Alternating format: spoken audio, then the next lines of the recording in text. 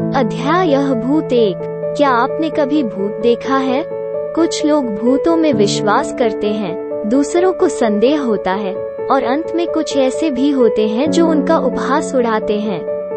मुझे उन पर विश्वास करने, संदेह करने या हंसने की जरूरत नहीं है, क्योंकि मेरे लिए भूतों का अस्तित्व एक सच्चाई है।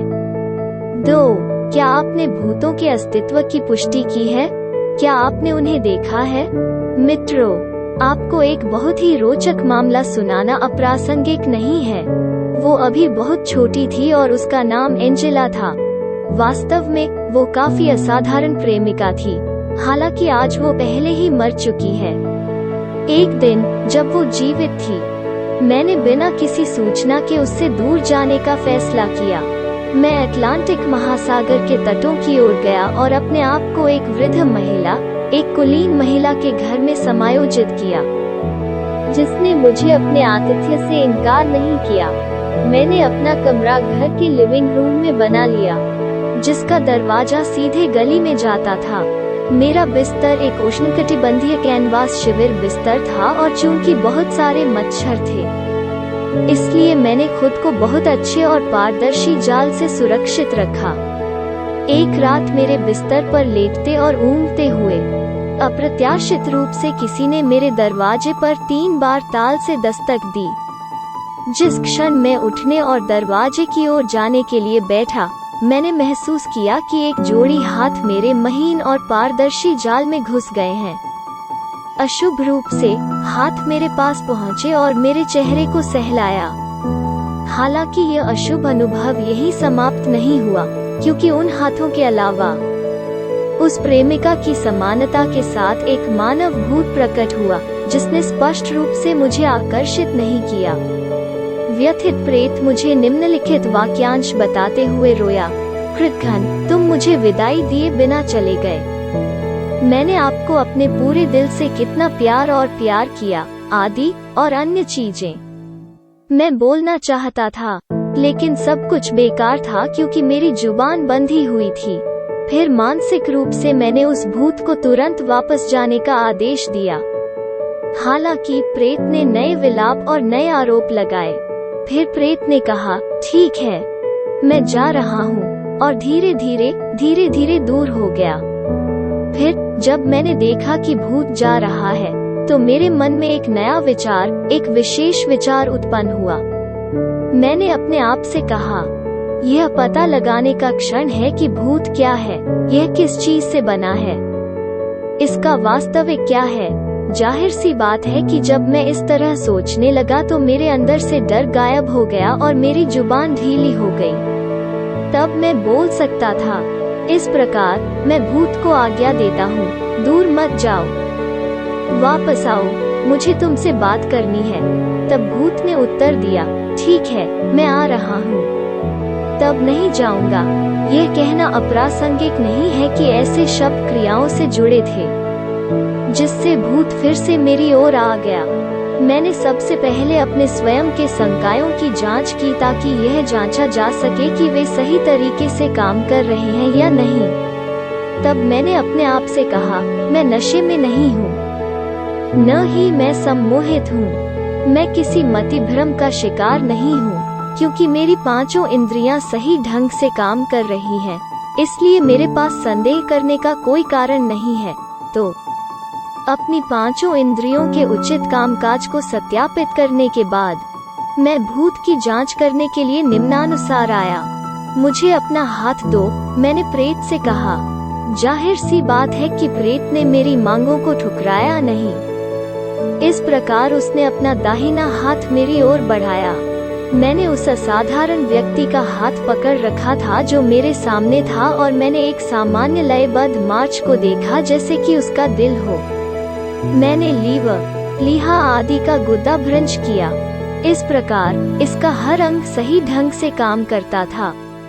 हालांकि उस पदार्थ की गुणवत्ता एक प्रोटोप्लाज्म की तरह लग रही थी, एक जिलेटिनस पदार्थ समान, इसे छूने पर विनाइल के समान। मैंने वो परीक्षा ठीक से जलाए गए बल्ब की रोशनी में की। परीक्षा करीब आधे घंटे तक चली।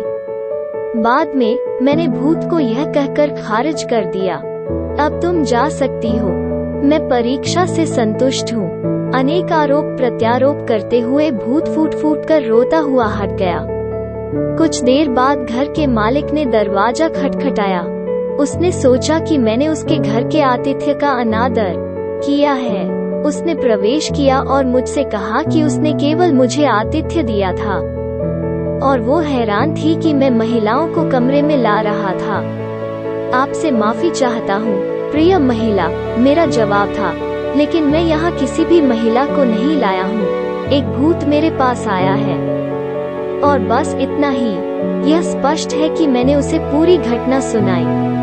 महिला आश्वस्त थी क्योंकि वो कमरे के बीच में एक भयानक ठंड को देखकर बुरी तरह से कांप रही थी, पूरी तरह से उष्णकटिबंधीय मौसम में, जिसने उसे मेरे कथन की सत्यता की पुष्टि की। मैंने घटना का दिन, तारीख और घंटा लिख और बाद में जब उस प्रेमिका से मुलाकात हुई तो मैंने उसे अपना अनुभव सुनाया।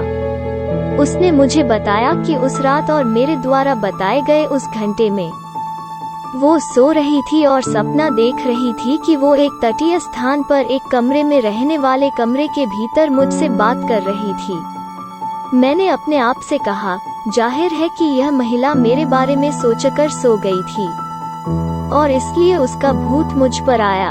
इसका अनोखा पहलू यह है कि कई महीने बाद उस महिला की मृत्यु हो गई और एक रात जब मैं अपने बिस्तर पर आराम कर रहा था, घटना को दोहराया गया था, लेकिन इस बार भूत कोमलता और स्नेह से भरा मेरे बगल में लेटने का इरादा रखता है।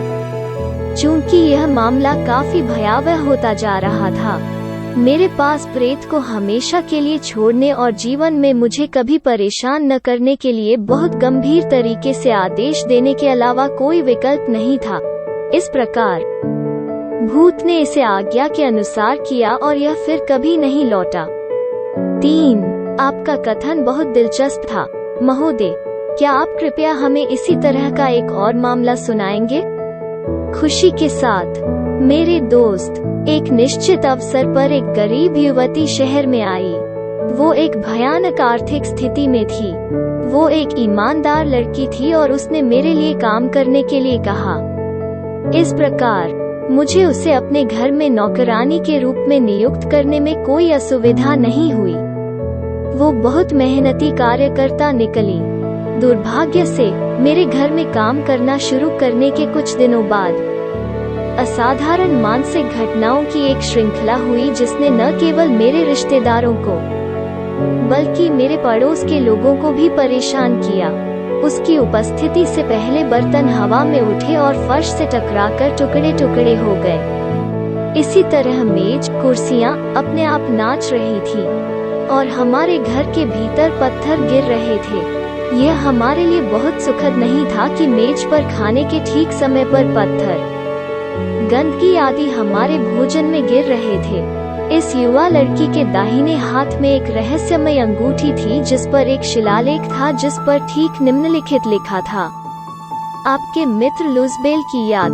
सबसे दिलचस्प बात यह है कि यद्यपि वो महिला दुर्भाग्य आर्थिक रूप से में थी, उसने अपने उल्लेखित मित्र से सिक्के प्राप्त करना बंद नहीं किया जिसे वो हमेशा खाने के लिए खर्च करती थी।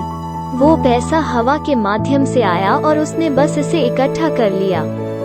लड़की ने हमें बताया कि उसके दोस्त ने उसे बताया कि वो समुद्र में रहता है और वो उसे समुद्र की तलहटी में ले जाना चाहता है।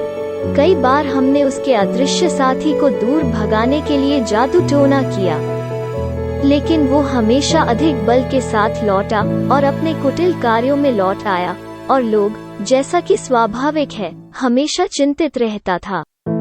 कुछ युवकों को उससे प्यार हो गया, लेकिन जब उन्होंने महिला के पास जाने की कोशिश की तो उन पर पथराव हो गया। इस प्रकार वे भयभीत होकर भाग गए। बाद में यह लड़की शहर के मोहल्लों से दूर चली गई। उसका क्या हुआ हम नहीं जानते। हालांकि हम वास्तव में यह सत्यापित कर सकते हैं कि लुज़बेल, उसका अजीबोगरीब दोस्त, केवल समुद्र का एक तत्व था। इसमें कोई शक नहीं है कि वो एक मौलिक प्रकृति की थी। उसकी आंखों, उसकी नजर, उसके शरीर, उसके होने के तरीके आदि ने हमें यही दिखाया।